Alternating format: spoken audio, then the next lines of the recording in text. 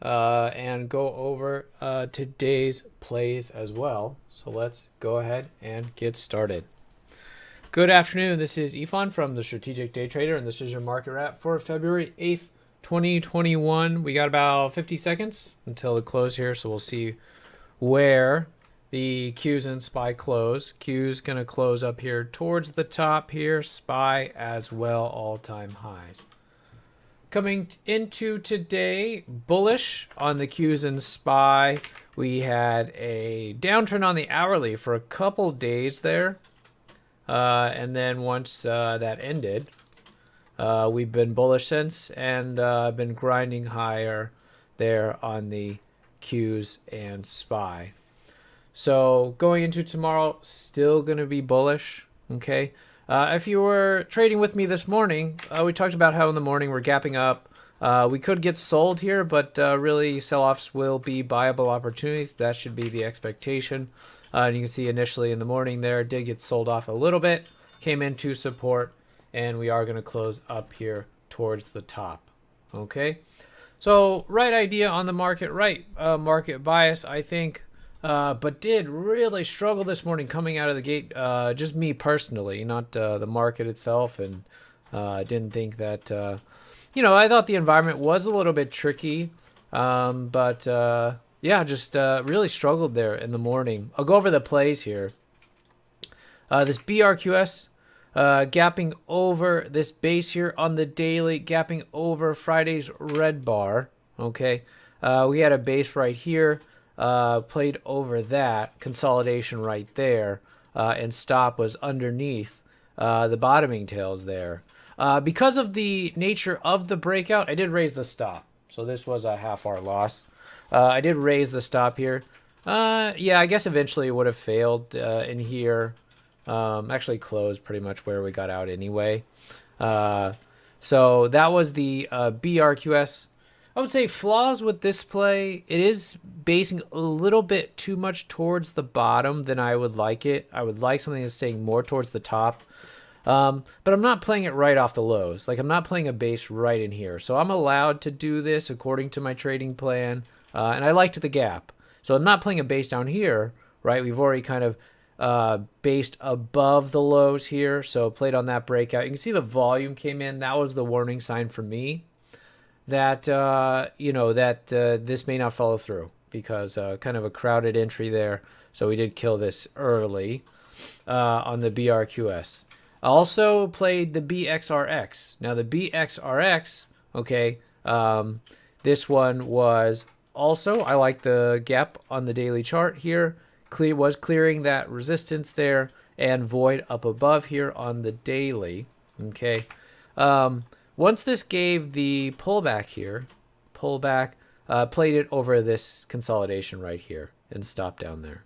Okay, let's take a look at it on the 5-minute as well.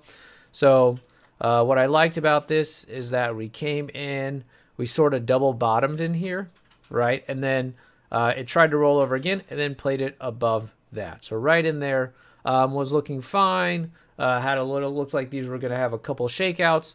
I thought for sure that when we got this space right here, that was looking really, really nice for the next breakout. We were already in it by that point. I thought, okay, looking pretty good. And then this did come all the way back down and take out the stop in here. Okay, so it did take out the stop. I was using that bottoming tail there.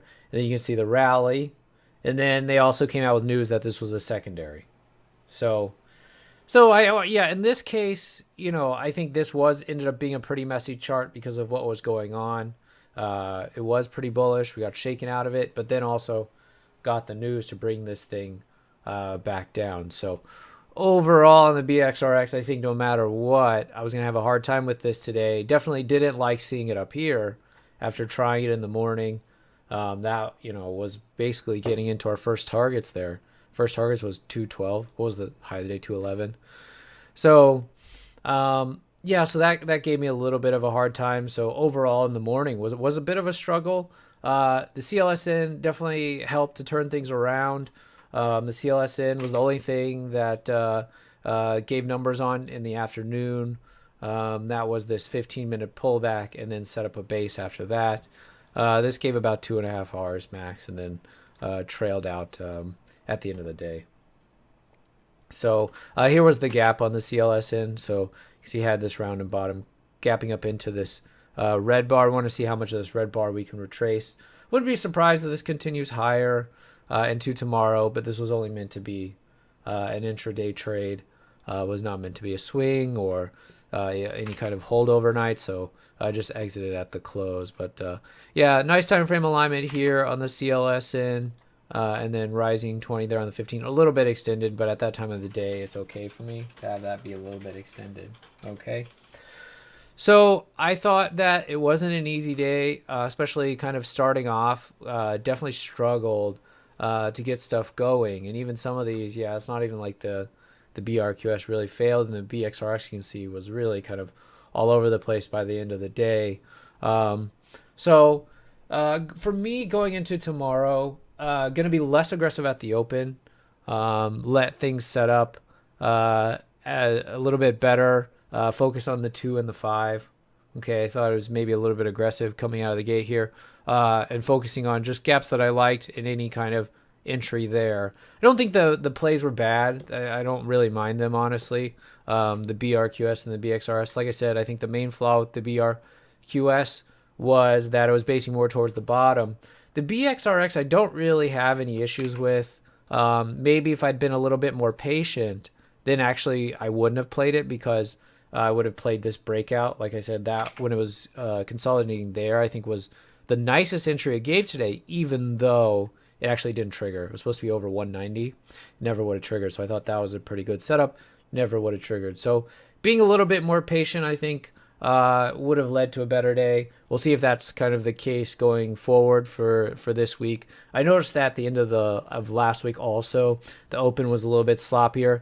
Now, the beginning of last week was great. We did the DVAX right off the open on this day here. We played it right at the open.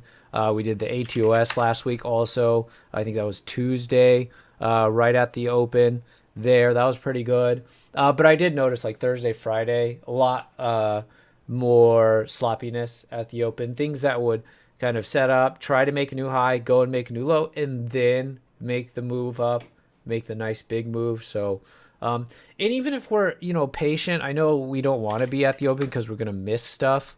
But look at when some of these moves happen. Like on this AEZS, this doesn't really get going until, lunchtime almost, right? And then same thing with the OGEN, right? Nice pullback there, and then sets up again later. So I think it's okay moving forward to be a little bit more patient. Now, I know that means some plays at the open we're going to miss out on, but just something I noticed today and into the end of last week, that the open is just a little bit more treacherous, okay? But there's plenty of opportunities. Even really the best opportunities have been coming up later. So the important thing is to, have everything organized, have the gaps on charts. If the play's there, so go for it, but make sure that, you're still ready to trade here as the day goes on, because it does seem like a little bit extra sloppiness there at the open. So hopefully you did better than I did today. Definitely started off on the wrong foot. But we got plenty of the week left and still in earnings season, so should have plenty of gaps to work with. All right. We'll be back at it tomorrow, and I will talk to you then. Have a good rest of the day.